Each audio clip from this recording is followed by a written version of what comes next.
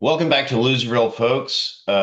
Philip Kingston. Those of you watching on video notice that I'm virtually in Hong Kong, which I generally am when I'm on Zoom. Here with the great David De La Fuente, the smartest man in Dallas politics. How are you, sir? I'm doing okay. I think I'm not the smartest man in politics. I think I'm the most available man in Dallas politics because you can just text me, do you want to chat tomorrow? And I say, sure, whatever. The the greatest component of attraction between humans is availability. Yeah, People like to think they have standards and they don't. fair enough. What are y'all up to this week? Kids Uh, good? yeah, kids are doing well. Trying to think tomorrow. My wife's the president of a local Oak Cliff arts nonprofit, so they have a big event tomorrow night, so we're doing that. And then Sunday, probably going to the Arboretum because it's Autumn at the Arboretum starting tomorrow because we're recording on Friday, the September 19th. And the Arboretum stipend was not cut in the Midnight Yeah. Massacre. That was Yeah. the budget. Yeah. Some of the key resident services were not massacred, so that's nice. Some of the key resident services that are frequented by white people. Though I do have to Fuck say, your library. yeah, I do have Have to you say, been to a and I think this is a library? It's good full of thing. brown kids. Yeah. My my wife and I, we're non-religious, so like when we go to things like the Arboretum or like the Pro Museum on weekends, we like to go like Sunday when it opens Hmm. because they're less full. But what I do notice is that things again like Arboretum, like Pro Museum, the amount of our like Asian, residents who are there feels incredibly high because it's basically the non-religious people, like the Hindus, like the Muslims, like we're all like hanging out together at some of these places like Sunday mornings Hmm. together, and it is nice to see that diversity of Dallas The like few shine. Jehovah's Witnesses we have. Are Jehovah's Witnesses allowed to go to nice, fun things like the Arboretum As long as nobody's celebrating pagan holidays or uh, birthdays? or trying to make them drink alcohol, I think they're Okay, pretty good. I've got some Jehovah's Witnesses who are part of a framing crew on a project right now, and they're yeah, fantastic. They're excellent yeah, workers, but I was quite interested in their choice of music. They are way into metal. yep, I could see that. And honestly, if you know much about the cosmology of Jehovah's Witnesses, that's a very metal religion. That's Yeah, like they are quite convinced that they are going to have to go through some shit, and they're excited about it. And yeah. like, so yeah, I'm formerly religious, which makes me, you always go too far the other way. So I'm just like very dim view of religion, when in fact normal non-religious people are just like, yeah, I don't care about that. We we're way behind. We just started Righteous Gemstones like last week or so. Highly recommend if you haven't watched it yet. No, and Melissa and I have been kind of like, it's always like a question of when are we going to watch TV, and then Yeah, agreeing on something that we both want to watch. But that one's on my list for sure. it's good. Cool.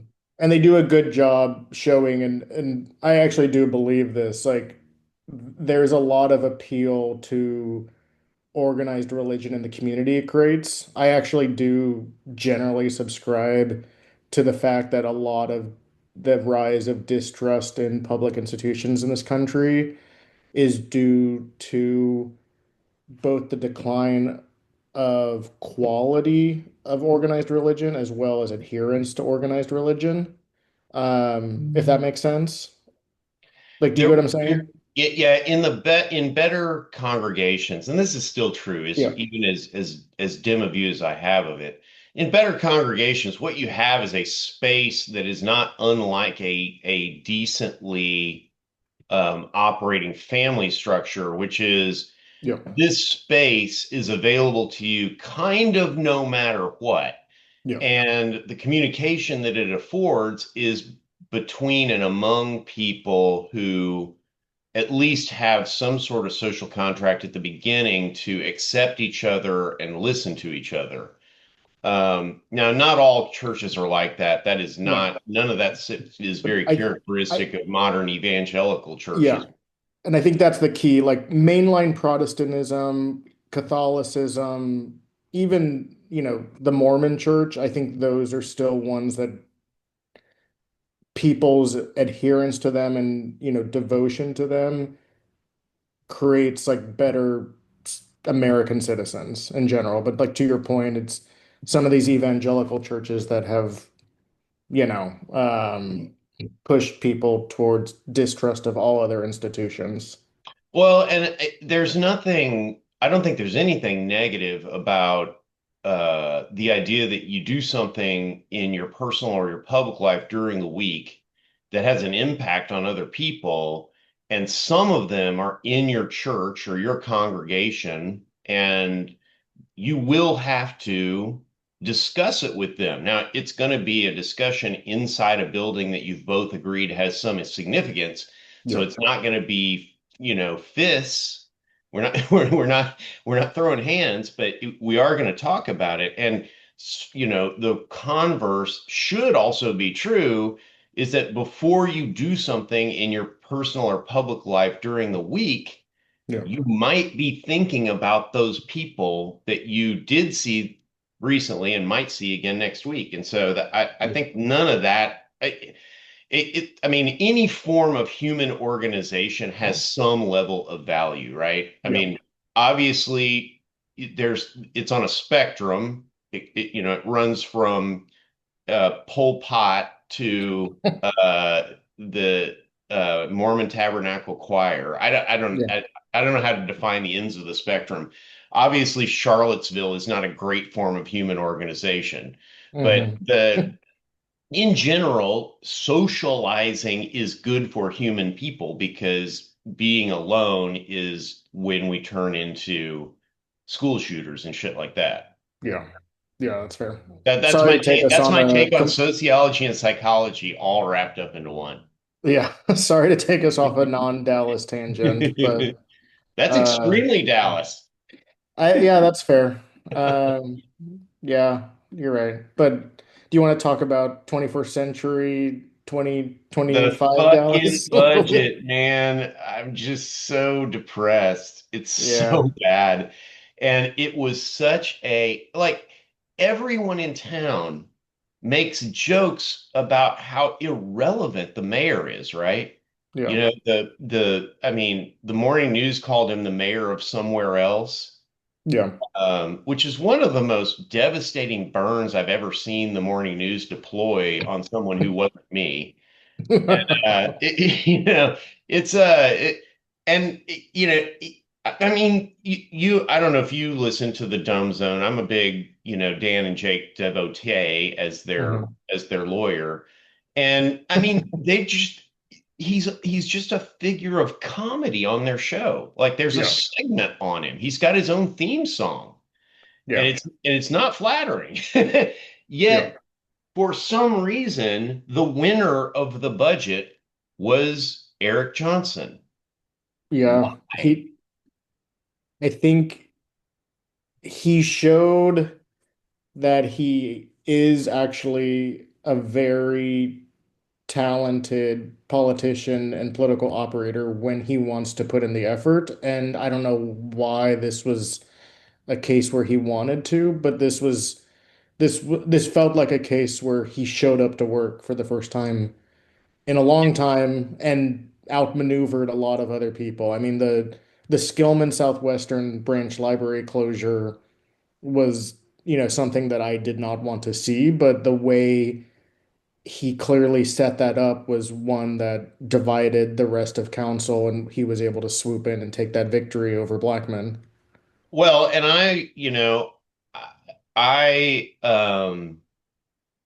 I will eventually have discussions with our Southern Dallas representatives about their reprehensible votes to close that library.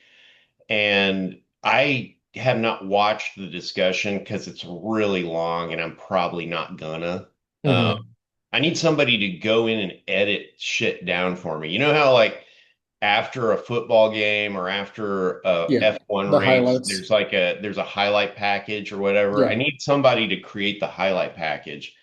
And but and maybe I'll be surprised, but I'm gonna guess that our Southern Dallas representatives did not understand who Skillman Southwest Library serves because it's right next to the village. It reads as white space, you know? Hmm.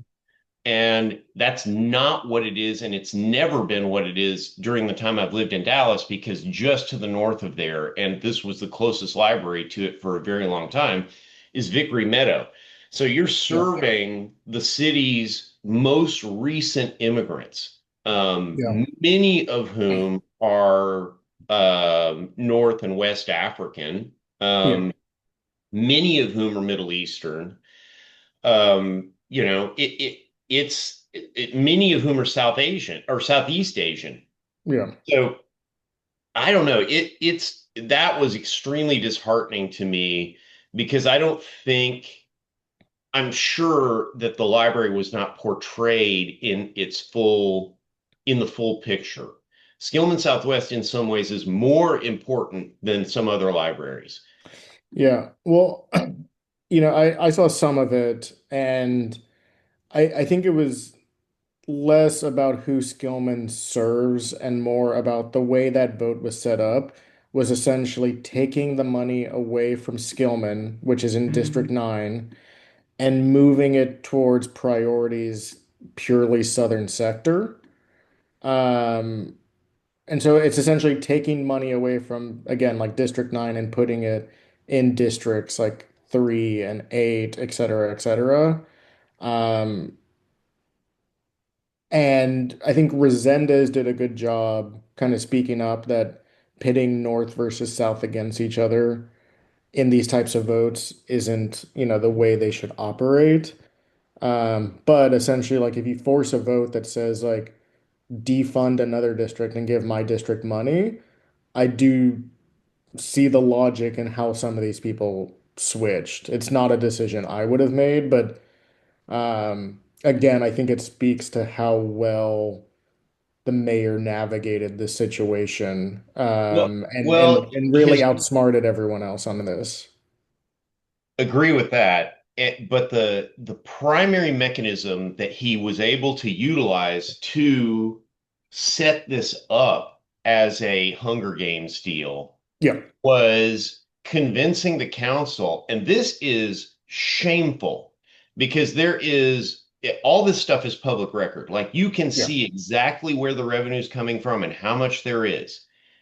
And he convinced council somehow that they are in an austerity budget period, and mhm, nothing could be farther from the truth.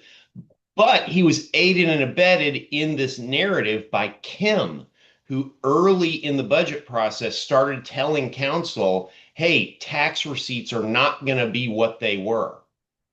Guess yeah, what? They were higher. They were fucking higher. That was wrong. And whether that was wrong because her forecasting people made a mistake, I don't know. But if that was a rhetorical device to protect her against criticism of her first big budget on her own, yeah. that was a serious error. It gave the mayor a huge amount of ammunition, and shame on these council people for falling for this stuff, because all you have to do is read the memos that they give to you to understand what the city's economic situation is. And the fact is, we got a ton of money that we just spent on cutting the property tax rate when property tax appraisals aren't even going up. These are real, actual fucking tax cuts for property owners who did not fucking ask for them. We are But I 10 cents lower on our property tax rate than we were during the height of the run up before the Great Recession. Before Yeah. then, when things were flying high, we were taxing ourselves at another 10 cents. Well, guess what? This economy's better than that economy right now, even with the deficits from the Trump administration that are trying to drag us down. We still have great receipts, and there's no goddamn reason to make cuts right now. No one was asking for them. This is just the mayor's cosmology, his rhetorical picture of Dallas suddenly is adopted by all these people who claim to hate him.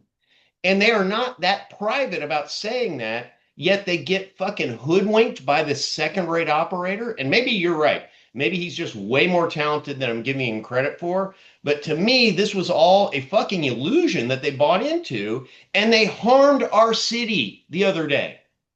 They're going to The, hurt us for the next year yeah. at least because of these stupid cuts, because of redirecting 5% increase to public safety.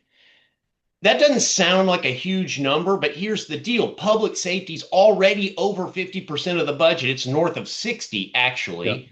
And so when you have a 5% increase in the biggest fucking part of your budget, you're talking about double digit cuts to other parts of your budget. That's what happens. That's what happens. You're going to get no street maintenance. Your libraries are closing. There's no mowing budget for the goddamn parks. And these are your representatives. I mean, I'm a little worked up, but just the level of shame these people ought to feel, and I don't think they will. Yeah. This is probably going to be our least popular episode. We're going to have a bunch of angry elected officials saying, that's not what we did. Well, fuck you. You fired all the lobbyists. You fired the goddamn lobbyists. You know what that's called at the Texas legislature? Asking for it. This is victim blaming time. Yeah, but I think that's another good example of how well the mayor understood the political moment. The one thing I do push back on, and I did previously when we spoke, is the general public was asking for a tax rate decrease universally across the city.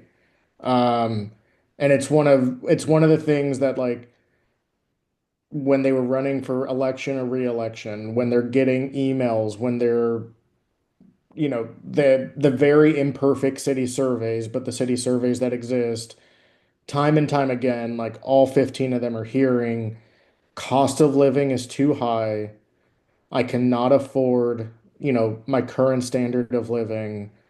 And really, one of the few things the city council has in its control on that issue is to lower the property tax rate. And I think that is why they did it. I think, David would have been fine not lowering the property tax rate because I recognize what it means for city services, both essential and moral and others, like I would personally pay an extra, you know, $20 a year or whatever it's going to be to, keep a library open and, keep our parks functioning and all that kind of stuff. But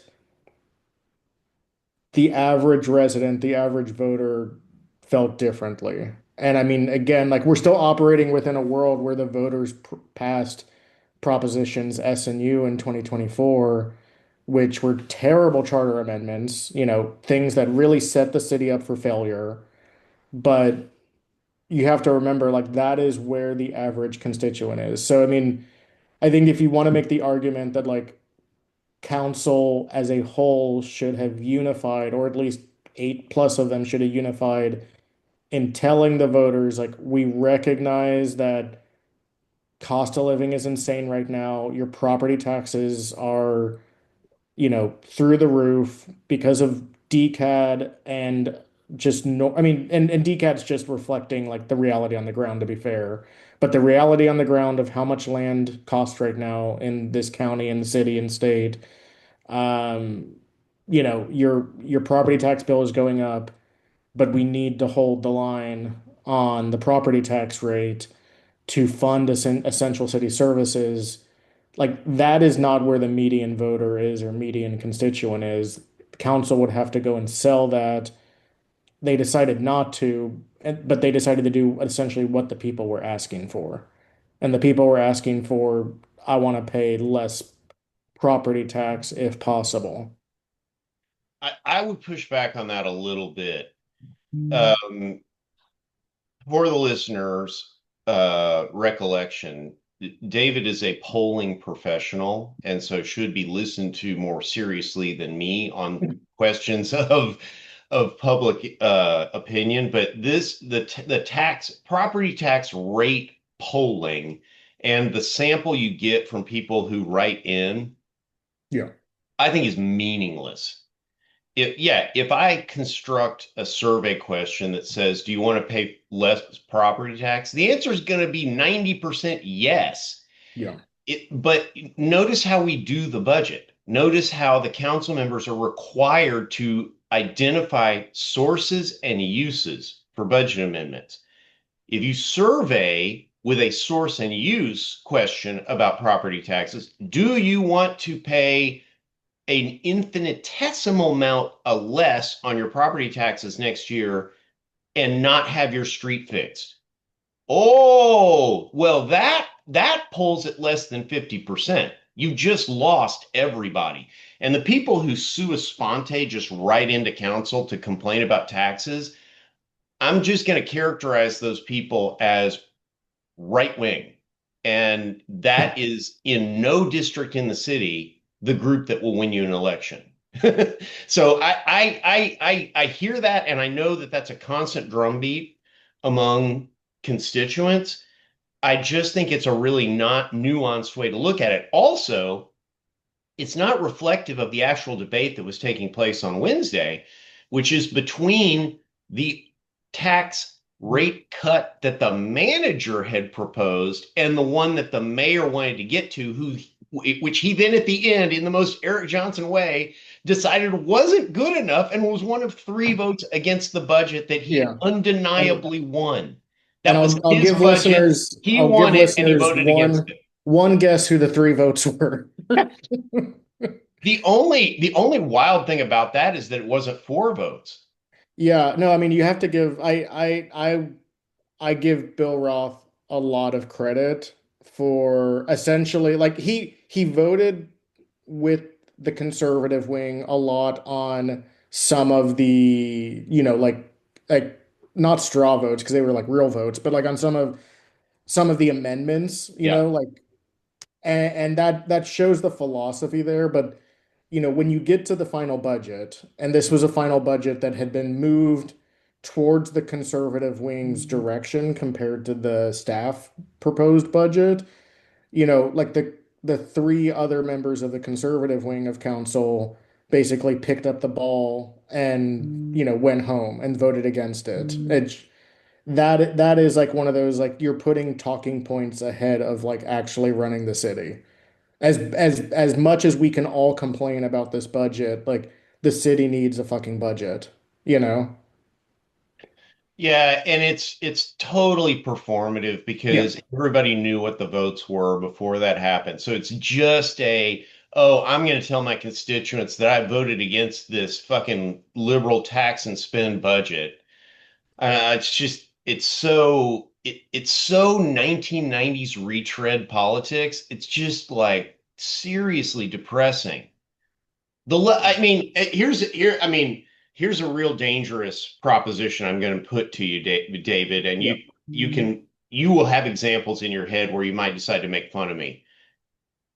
I am positing that the level of discourse on Dallas City Council has plummeted compared to 8 years ago. Yeah, I mean it's possible. It wouldn't shock me. And then going back, sorry, just to go back to the Bill Roth thing and like giving him more credit because I think it's important to do so when people do the right thing. Especially if Because he's learning, which I think he has the intellectual capability to do. yeah, I think by the time it got to him, the budget was on an 8-0 victory because Moreno votes at the end, and they vote in district order, except Modeno and Willis vote at the end with the mayor. Blair was gone. So if you get to District 11, but -2, that gets you to 8, right? Yeah. Eight, yeah, if you have Lori's out. Yeah. So it already had the 8 votes to passage, then he Yeah. votes and he makes it 9-0. And then other than Willis and Ridley, it basically after Roth, it goes on a 2 votes for, 3 votes against, like closing 5 votes. Well, and I mean, this Dallas City Council is not required to take a roll call vote in district order, as the mayor has Yeah. become very addicted to. In Yeah. fact, the vast majority of votes are by electronic button pushing, Yeah. which is way faster and more efficient, but also much more democratic and fair and much Yeah. more in line with the goals of the Open Meetings Act, because the ability to sit back and watch, which is what he's giving himself and the two council leadership positions, is uh well, so the best way you can describe it is that it is Machiavellian in terms But of it's giving smart. them the ability to blow with the wind, it Yeah. allows them to see the wind and blow Yeah. with the wind. And so, if that doesn't exactly sound like political bravery, then you will understand why I think that only pussies do that. Yeah. But I do think it also speaks not, I mean, I don't want this to become the podcast where David praises Eric Johnson too much, but Well, it, somebody has to counterbalance me because I'm wound up this week, man. yeah, and to be clear, like, I do not like a lot of the decisions the mayor's makes in these kind of divided situations. So I don't agree with him on the policy. And, you know, similar to like the morning news, one of my bigger issues with him is like it doesn't seem like a lot of the times he wants to do the job. Like, give people like Leopard and Rawlings credit, like they were active mayors for better and worse at times, but very, very active mayors. But I mean, this is another great example of like when the mayor shows up to work, he can be very effective. I mean, it's similar. I know you mentioned the DMN. I think it was Ed Board called him that, but like DMN called him that. There was like another great, I think it might have been DMAG story like a few years ago. It was the one where like we're all rooting for you, but you don't want us to story. Do you remember Yeah, that? that was it. That was a good story because I think that is how most of us, like municipal government nerds, felt about it. Yeah. Because like like obviously neither one of us voted for the mayor in 2019. Um, but like when he won, I was not expecting this, like I told people not to worry about it, that he'd be so much better than Rawlings. yeah, and like Rawlings, like I would take Rawlings again in a heartbeat. I mean, Easy. it's like Greg Abbott has made everybody wish for Rick Perry. It's not that we love Rick Perry; it was just so much better. Yeah. Yeah. Yeah. So I mean it's a weird situation all around with this. Like again, like I always say this, like it's easy for us to get like on a podcast and complain, and staff and council, the ones that I think were trying but didn't get everything right or didn't do everything I would do, I do recognize like they're in a tough job. But I do also appreciate the ones that really stood up for, you know, parks, for especially aquatic facilities, the ones that stood up for libraries, the ones that stood up for the Arboretum and zoo. Because like we didn't even talk about that one. Like Mendelsohn tried to defund the zoo at one point, which, that actually, it probably over indexes maybe white, but I mean, like, given just the fact that the zoo is located in District 4, like, you see a lot of non-white families go to the zoo like all the time. Oh, and I feel sure that our zoo friends and advocates for the zoo are going to point out the diversity that they've documented in their attendance numbers, and Yeah. that's fine. I was more making fun of the Arboretum. Yeah, than the zoo. but it's I have it's problems with location. I have problems with the zoo because I think the management is not Yeah, all that fair. interested in animal welfare, but that's a Yeah, different it's argument. different. Yeah, defunding the zoo from municipal funding is not going to solve that problem. And It's similar to the numbers just not big enough where that's something I'm real concerned about, you know? yeah. And so, I think the council members that, stood up on those votes and like kept some of these key resident services, resident amenities afloat, deserve a lot of credit. Well, and Similarly, I okay, should I should acknowledge that the majority of council members attempted to stand up for important things in the city. yeah, So my anger is at what they did as a body, yeah, you know? And this is a little unfair because I certainly served on councils that did really bad shit. And hopefully they always did it over my objection. But if I wasn't forceful enough and if I didn't do enough work to win, then you don't get to escape the things that the body does as a body. Like there yeah, is some liability for all that because the end result, the thing that they served us up at 1 a.m. or whatever on Thursday morning is bullshit. And it has real problems.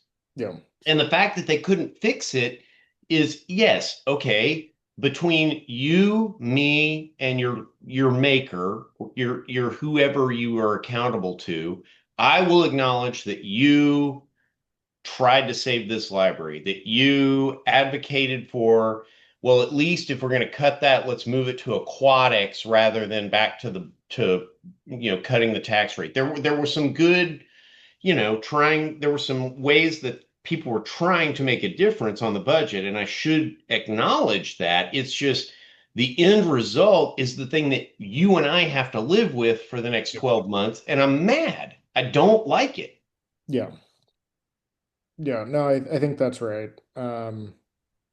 It's not the budget I don't think any one of us would have liked to see it. I mean, in a lot of ways, it's a more serious version of like the 2024 bond, where like I voted for like all 10 of the bond Mhm. propositions because like on their face, like essentially like I treated that bond as like I'm either getting this or I'm getting nothing, most likely. Like on each one of the 10. But would I have structured the bond that way? Hell no. I No. would not have.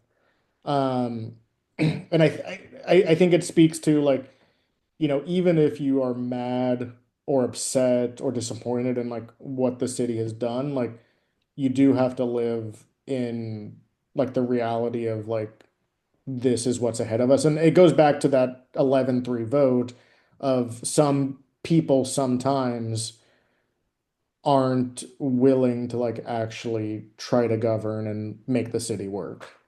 Yeah. And I think you raised something that is a particular criticism of mine about this budget in specific.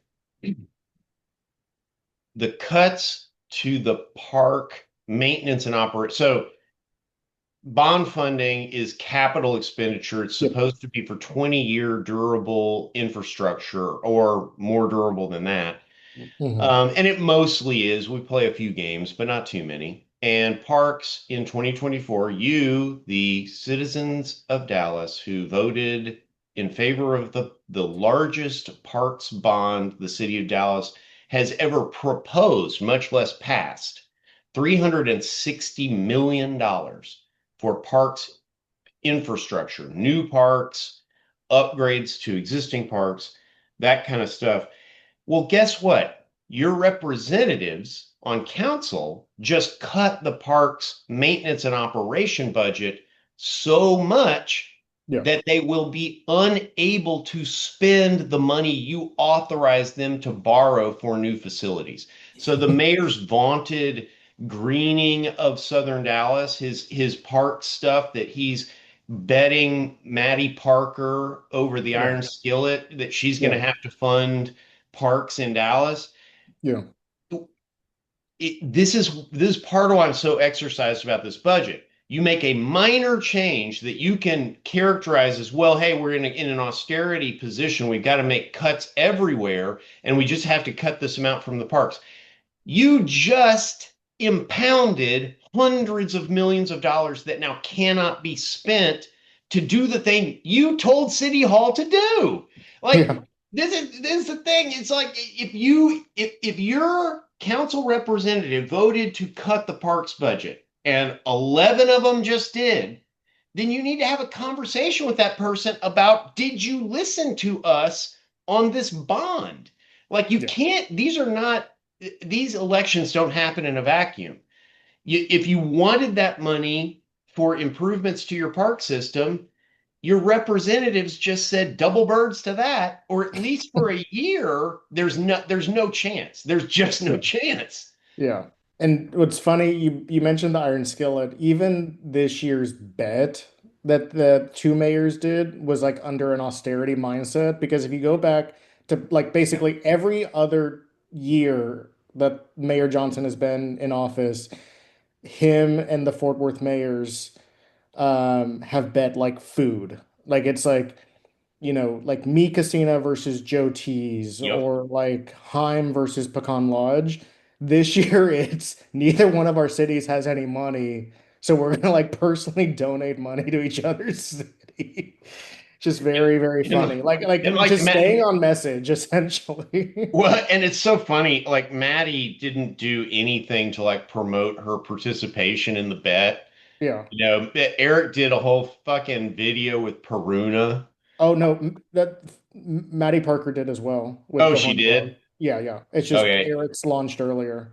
Um, yeah, but it's to opine on that for a smidge because I'm an SMU guy. I am very sad that this is going away because I think it's good for the two cities, the region, etc. Well, I And don't think it's your ponies that are the problem. no, From what it's I hear, it's TCU. TCU. Yeah, basically and I'm gonna say this like as objectively as possible. Sure. Like truly, and then I'll smack talk a little bit. Um, there's two things at play. One of them is, well, okay. The first one is that TCU is actually like they're afraid to lose the game because Yeah. now SMU is Because they good want a enough. little brother SMU, even Yeah, though the record of the rivalry is pretty close. yeah, it's very close overall. And then like SMU has won more recently than it's lost. And then the other reason is that basically the TCU administration has decided that for their out of conference schedule, they want to schedule as many cupcakes as possible, and specifically home games. And so essentially, if the iron skillet continues, it's 1 year in Fort Worth, 1 year in University Park, back and forth, back and forth, back and forth. And if you cancel SMU, you can just schedule a bunch of nobodies in Fort Worth every single year. Well, and I understand that kind of thinking from the old days of the AP driven national championship or the four-team playoff. Yeah. But with the expanded playoff, having cupcakes on your Yeah. schedule no longer has the same impact. So to me, it's a real like 20th century thought process. I actually I disagree not compared to the past, but I think the past is the present as well, in that the Big 12 conference is generally only good enough to get its champion in a 12-team playoff. Yeah, I can see that. Like SEC Big Ten will get multiple bids per year. The ACC is good enough that they're going to bounce between one and two. Like last year, Clemson and SMU made it in. This year, Miami and somebody else might make it in. But Big 12 can really only get one school in most years. And so I think that's what TCU is basically banking on is like we want to finish the season like with as many wins as possible. And then my smack, like that's all me trying to be objective. My smack talk is I am very glad that all the TCU grads who had to move to Dallas to get a job post college are able to visit their old campus this weekend.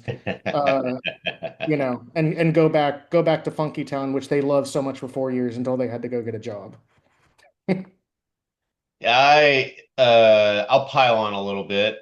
Melissa was working in Fort Worth when Yeah, we first moved up here. yeah, She had a really like kick-ass job with the railroad. yeah, And so my obvious first choice was to go get a job in Fort Worth. yeah, And oh my God, the pay sucked. yeah, I seriously looked for about a week. I got offers in Fort Worth, but I looked for about a week and I was like, Melissa, I don't know how we're gonna do this. I gotta go work in Dallas. yeah. I got bills to pay. So I had a similar experience. One more little college football rabbit trail before we need to talk about DMN. Yeah. Your SMU's leadership. I ran into President Turner last weekend at something, and it was great to see him. And he's like super relaxed, and I think he's pretty happy. Yeah. These new people are weirdos, man. They want to get rid of Pony Up. So it didn't come from the president or AD. It came from the coaches. And I don't understand why they would let the coaches make that call. And I guess, it's the new athletic director not really standing up to the coaches. Which I mean maybe goes to that point, but like the new leadership is not the one that tried to do the rebranding. And my Well, guess is that this is gonna go away pretty quick. good. Well, as an outside observer, I do not purport to speak for SMU alums, but it seems like they're not going to like it. No, no, I mean the pony up phrase is too popular. I also recently discovered that Peruna is named after an addictive patent medicine. Yep. Uh, SMU's mascot is literally named after drugs. yeah, and That's so Peruna perfect. Peruna is the only mascot in NCAA history to kill another mascot. I've heard about this. Yeah. Back when Fordham in New York had like Division 1 athletics, the Peruna Shetland pony kicked the Fordham Ram in the head and it died. Oh, it's so sad. Yeah. But it's No, also very college it's far sports. enough back that it's now funny. Yeah, All basically. all tragedy, no matter how bad, has a historical lifespan after which it becomes comedy. Yeah, that's fair. Um, all right. The morning news, the big story is the sale. The smaller story from this week is that they let Mary Woodleaf publish an op-ed calling for civil public discourse in the wake of the Charlie Kirk murder. Um, this got the attention of multiple local journalists and commentators, one of whom is Jim Schutz, who wrote a long piece on Facebook about how fucking funny it is for Mary Woodleaf to be calling for civil discourse after she formed a super PAC and raised about $700,000 that they spent against me in 2017. Do you know that there was a whole PAC that was just focused on me? No, I knew about the My Trinity Toll ego Road pack. went It's different. berserk. So this is different than the Trinity Toll Road pack? Um, yeah, it Okay. is. She raised it by telling people it was a pact to support incumbents. And in Okay. fact, they made no expenditures to support incumbents. All of the expenditures were attack ads against me. Um, Maybe it was to support you going back to the private sector. Yes, that was the goal. And and honestly, this is such a strategic blunder on her part. Like it literally made my ego insane. We turned all of the ads into our ads, and I actually printed a couple hundred t-shirts with some of the web ads that were supposed to be attacking me and Yeah. just gave them to volunteers to wear.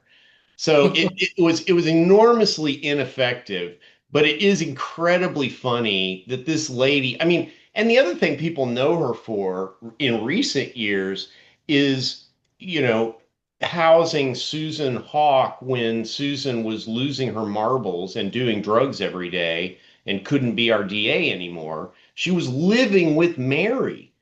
I And had no idea. I, I'm this is just me being mean, but I'm pretty sure they were just doing drugs the whole time. I mean, I don't think that Mary did good things for Susan. Susan had to go away for professional treatment Yeah. after living with Mary. So I don't know. It's very funny to me, but a buddy of mine sent me a text and he's like, I say this as your friend who loves you. How the hell is this story now about you? He's like, you're not relevant anymore. I was like, well, can't really argue with that. That's fair.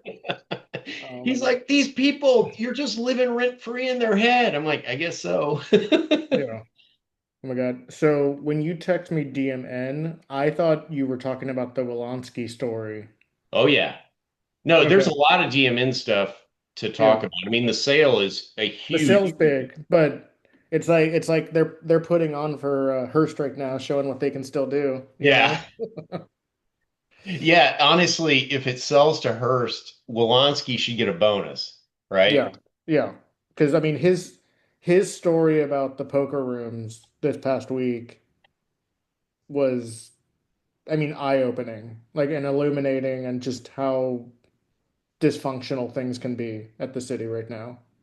The biggest fracture within the city, and I'm supposed to get some kind of download on this later today. But the one of the biggest fractures in the city right now is the city is being enormously let down by its own city attorney.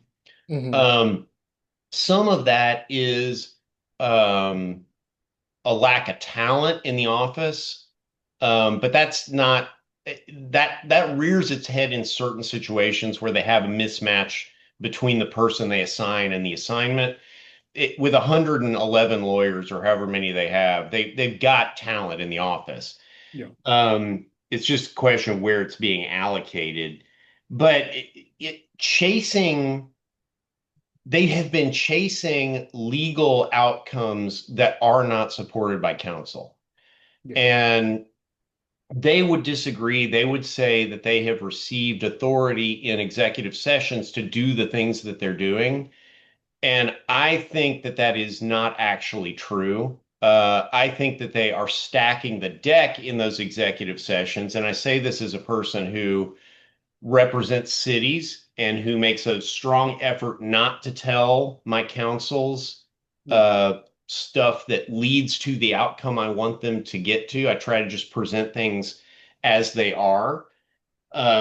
And I think that this Dallas City Council is hearing bullshit all the time. And part of the reason I say this is because I watched part of the um, it's called Champions Club, but the actual name of the entity is Contenders that has the poker. They want to put the poker club in the Three Forks, the dead Three Forks space in northern Dallas. Hmm. And this is the space that initially sparked all of the angst because apparently the next door neighbors, uh, uh, uh, according to the applicants, Kara told them she was all in, that poker was legal and that she was not going to oppose it, and she just wanted that space reactivated.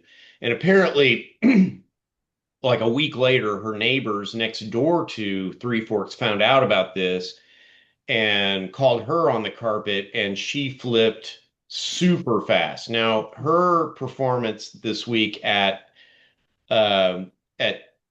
CPC is probably, or not at CPC, Board of at Board of Adjustment. Adjustment is Yeah. probably indicative of her personal narrative about what happened. She claims she never told anybody that she was for them. She Yeah. claims in their initial meeting that she said, this is going to be a bad meeting for you, that she was very negative with them, which is very interesting because they went from that meeting to raise and spend a couple $1 million on the site.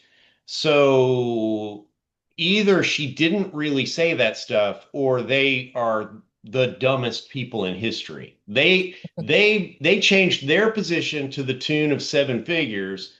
Her position isn't backed up by any corroboration on either side. It's just her Yeah. saying, in contrast to everybody else's recollection, that I was against it all the from the very beginning.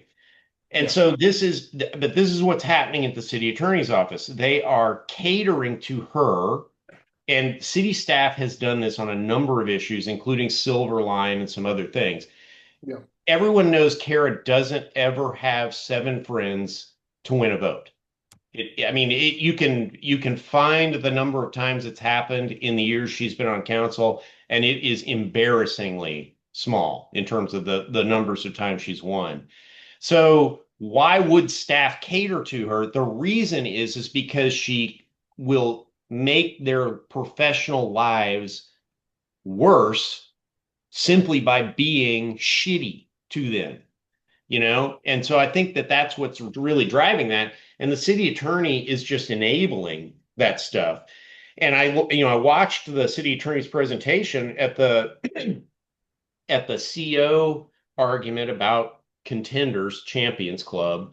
Um, and they are still, I mean, you could see it on the slides in massive font. Stacey Rodriguez, whom I love, but I'm not happy with her about this.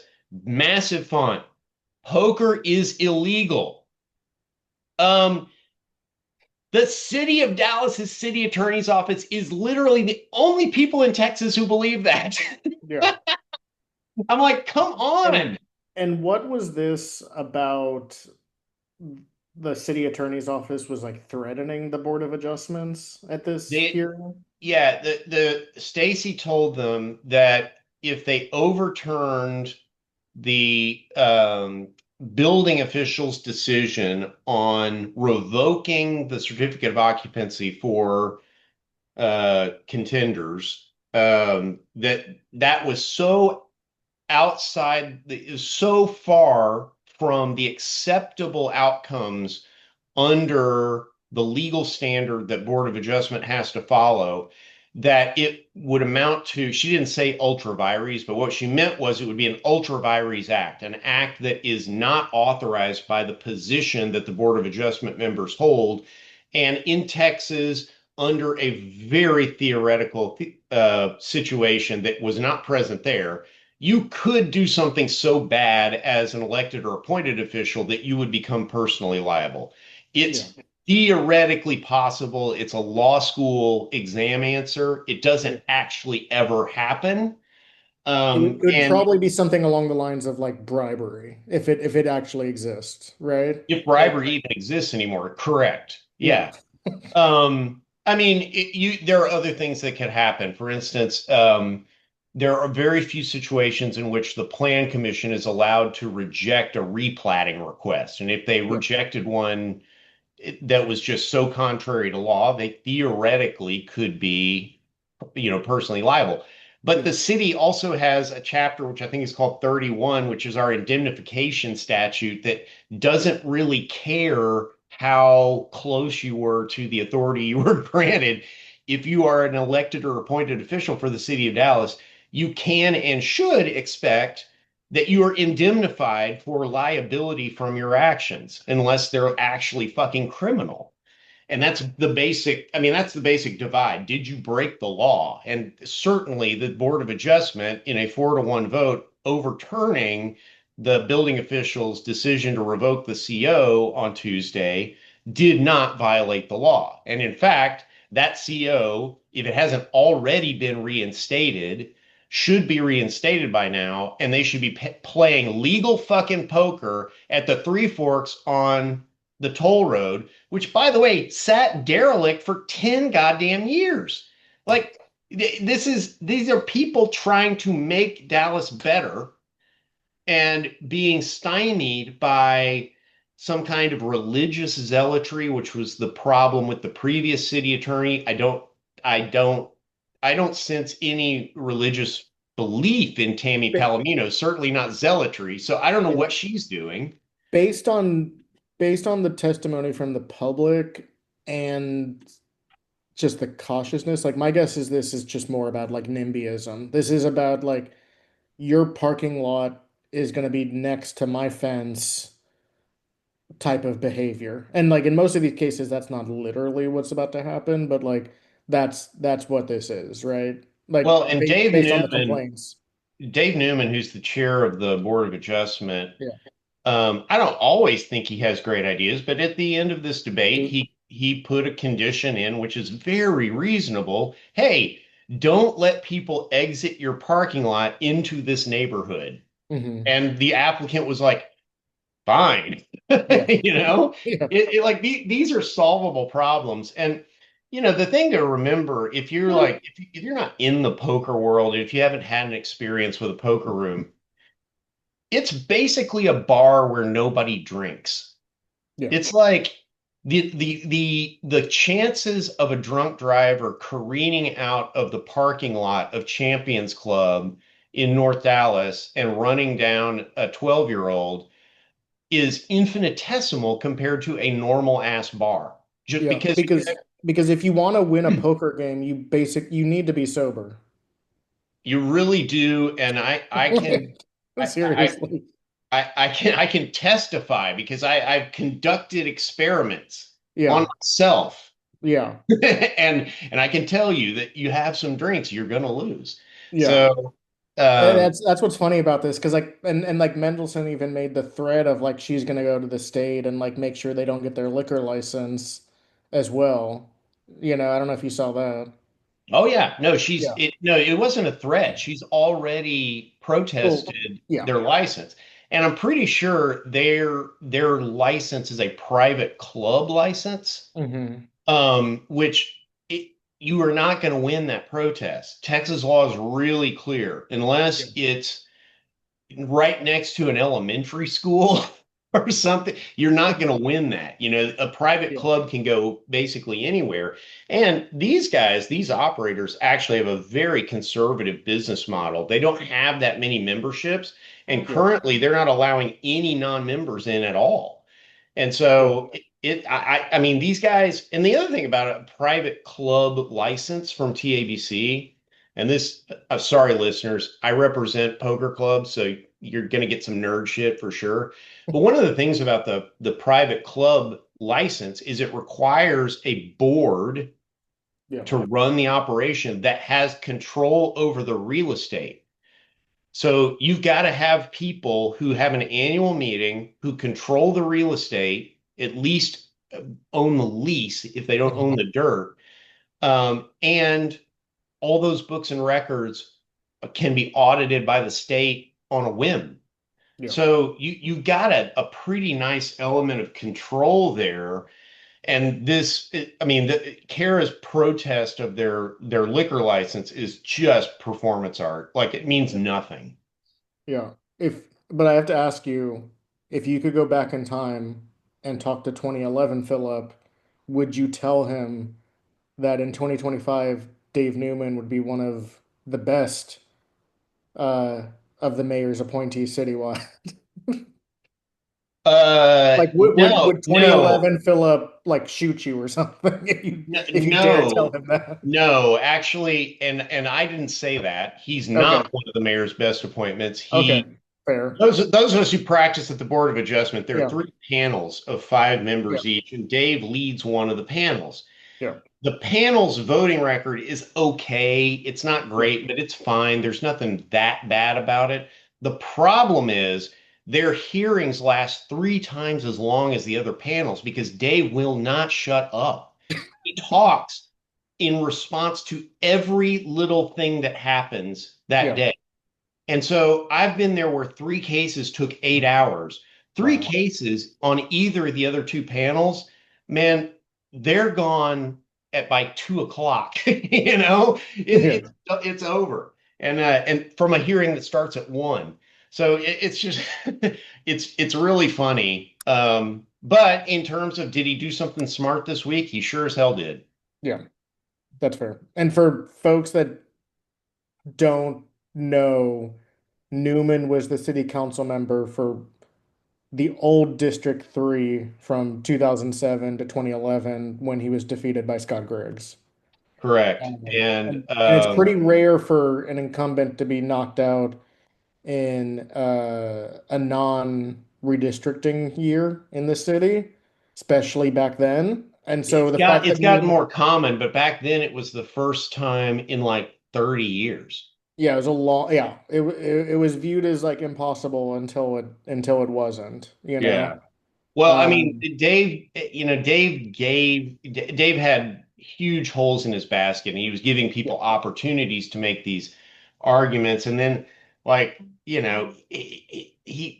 wound up like stealing a bunch of money from his wife yeah, and showing that yeah, he was the yeah, person Scott was saying he was. And yeah, then when Scott and I were on the pension system board, we discovered that Dave had a no-show contract, and we had to fire him. yeah, And he famously, you can still find this on morning news, like he famously kept his parking placard from his yeah, time on city council and was using it years later for free parking. yeah. Though to bring this back to the original discussion, because so I lived in District 3 at the time, and so like I got to vote in the Scott Dave election. One of the things that Scott hit Dave on, and there, I mean there was a lot to be clear, but one of the things was that Dave voted to raise the property tax rate, and Scott would vote to not do so. Scott voted 8 years in a row to lower the property tax rate, so he was true to his word. He's true to his word. Yeah, which is funny because like otherwise that race was fairly, obviously like municipal government is not purely like liberal versus conservative, like it's more complicated than that. But outside of that, like that election was like relatively a clean-ish like liberal versus conservative. Like it was over like environmental issues. It was over like And standing up to the establishment of City Hall, et cetera, et cetera. But like Scott basically ran on like I'm gonna lower your taxes and Dave is raising your taxes. Well, back in those days, though, the Yeah. divide was more clearly between establishment and progressive. Yeah. And you could be in the progressive camp and still be fairly conservative. For instance, Mitchell Rosansky was frequently voting with the progressive wing Yeah. because the establishment, their spending priorities, Mitchell was just against any kind of spending, still Yeah. is. Yeah. So the establishment would spend lavishly on what Mitchell would describe as boondoggles. Well, that fit really well with progressives because we didn't want to spend money on fucking sports stadiums and bullshit like that either. And so back then it was a little, now there's a lot more left right that's crept into it. Yeah. But it's to this day, it's still, can the people band together and stand up in enough numbers to beat Ray Hunt? And that's Yeah. still the basic calculus at City Yeah. Hall. I mean, you know this better than me, but I always thought that during the 12-year stretch of like Leopard and Rawlings, there was the establishment wing and their friends versus I wouldn't need to say progressives because like you just brought up a good point. I would say like reformers is Yes, like the that's a better word. better word. And again, like I'm not saying like the reformers were always correct. I'm not saying the establishment was always wrong, but like that I'm was clutching my pearls over the idea that I was ever wrong about anything. that's fair. No, but I mean like that, like these past like 6 years on council, I think have been weird because Yeah, that dynamic has gone away, you know, in a lot of not gone away completely to be clear, but it's just been jumbled in a weird way.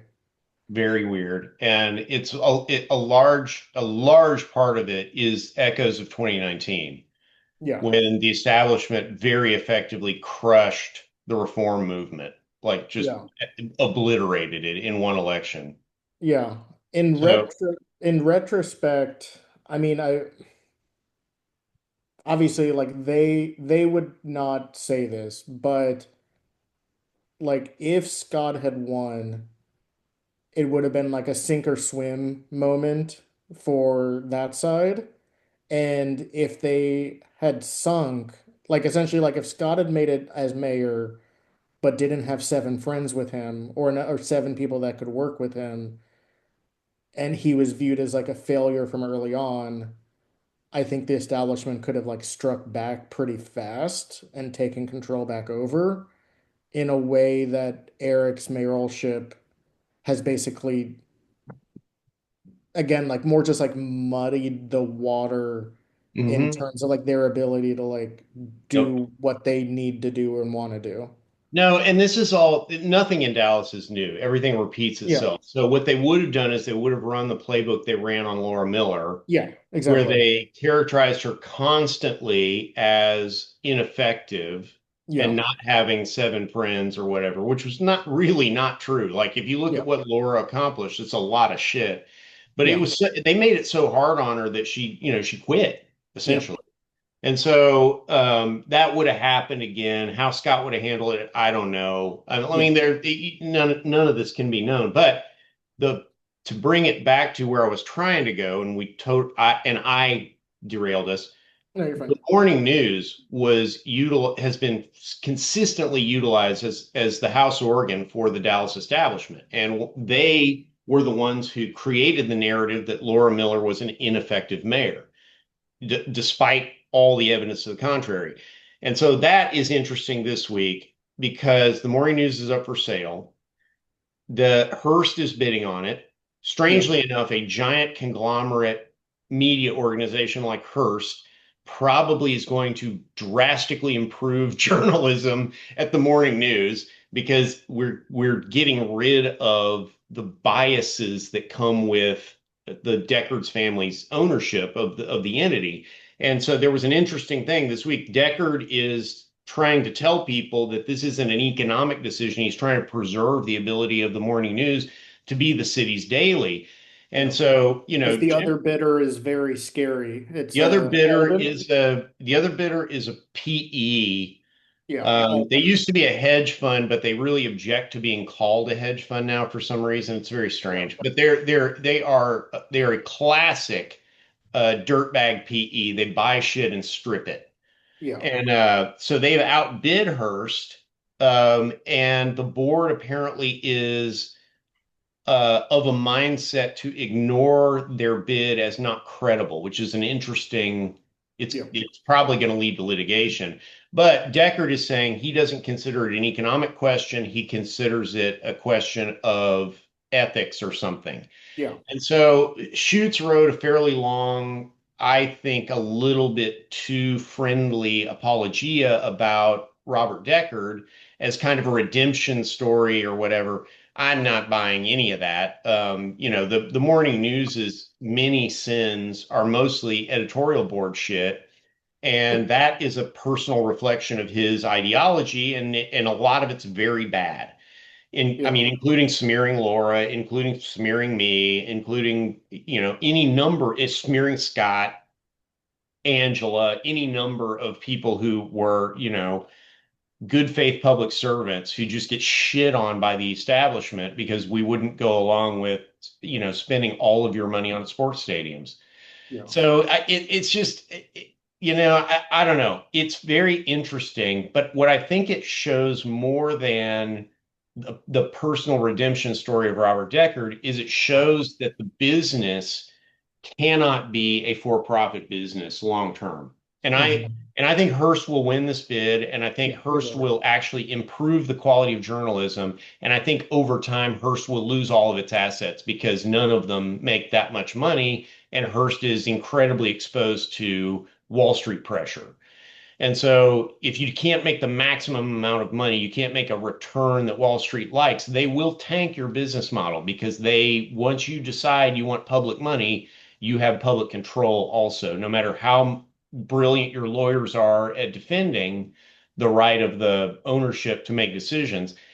So I don't think it's a long-term solution. I think the long-term solution has revealed itself as nonprofit ownership of media assets, preferably employee owned. Like I think an employee-owned daily paper for Dallas could both make enough money because as a nonprofit, what you're trying to do is produce a public interest good, not a profit. You're trying to produce something that makes life better. And to do that, what you've got to do is to be able to generate enough revenue to put the product out and to fairly compensate the people who produce it. And that's just a lot simpler if you're not trying to return 12% to Wall Street investors. Yeah. And so And the Denton Record Chronicle has done something similar, right? Like, I I mean, think that's they're right. basically owned by KERA now, right? Yeah. Yeah. And DRC has some very fine journalism. So I mean, I think, and obviously the thing that all of us read for a Texas-wide publication, because it's almost the only one, is the Texas Tribune, which is a nonprofit donation funded media organ, and all they do is they just put a disclaimer at the bottom of the thing. If they're covering, Yeah. Texas A&M, they have to say, well, the A&M Foundation gave us X amount of Mhm. money. What, Yeah.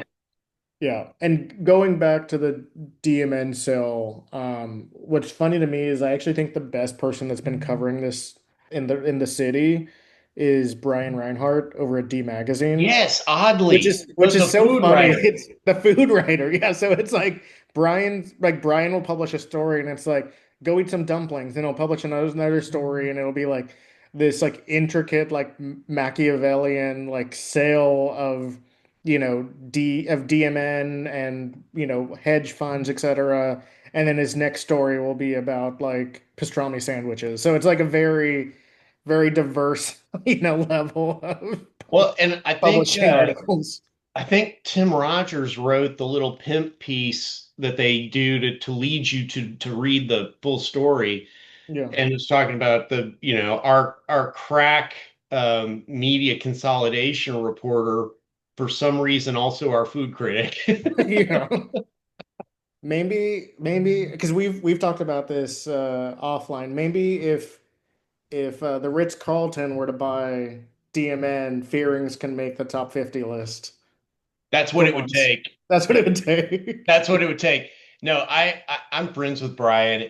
and Brian has revealed to me some of his editorial thought process for his best of lists. Yeah. And he's not the only critic who does this. There is